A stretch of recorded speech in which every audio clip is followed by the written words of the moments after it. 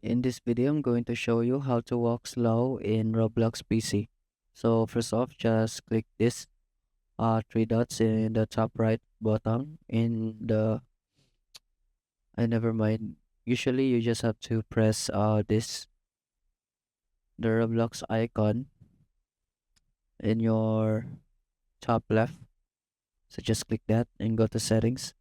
Once you're in here, you just have to navigate movement mode and just change it to click to move.